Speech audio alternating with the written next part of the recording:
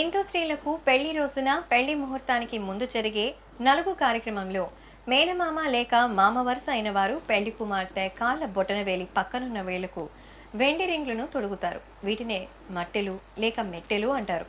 అయితే మెట్టెలు ఎందుకు పెడతారు అన్న ప్రశ్న చాలా మందికి తెలియదు. హిందూ వివాహ సాంప్రదాయంలో కాలిమెట్టెలకున్న ప్రాధాన్యత అంతా ఇంత కాదు. వివాహం జరిగిన దగ్గర నుంచి మంగళసూత్రంతో పాటుగా కాలిమెట్టెలు కూడా ఆమె సౌభాగ్యానికి చిహ్నంగా ఉంటాయి. అయితే ఈ మెట్టెలు ధరించడానికి, అందులోనూ కాలి రెండవ వేలుకు ధరించడానికి కూడా చక్కని కారణాలున్నాయి. మెట్టెలు ధరించడం వల్ల ముందు ఆ స్త్రీకి వివాహమైందనే విషయం తెలుస్తుంది. ఇక ఆరోగ్య విషయానికి వస్తే మెట్టెలు ధరించడం వల్ల గర్భాశయానికి చాలా మంచిది. కాలి రెండవ వేలి నుంచి గర్భాశయానికి ఒక నాడి అనుసంధానమై ఉంటుంది. గుండెను కూడా ఈ నాడి కలుపుతుంది. కాలివేలికి మెట్టెలు ధరించడం వల్ల గర్భాశయం దృఢమవుతుంది. అదేవిధంగా వెండితో చేసిన మెట్టెలు ధరించడం వల్ల భారతీయ సంప్రదాయ పద్ధతి.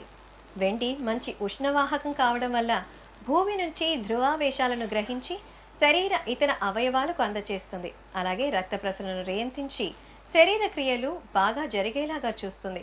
ఈ విధంగా ఆరోగ్యంగా ఉండేలా చేస్తుంది. మరైతే నిజంగానే మెట్టెలు ఇలా సాంప్రదాయానికే కాదు, అత్యంత ఆరోగ్యాన్ని అందించేటువంటి ఓ అనుగుణమైన పద్ధతిగా చెబుతారు. అందుకే ఆనాటి కాలం నుంచి ఈనాటి కాలం వరకు మెట్టెలని ధరించడం సాంప్రదాయం అని చెబుతుంటారు. గతంలో అయితే మగవారు కూడా మెట్టెలు ధరించేవారు.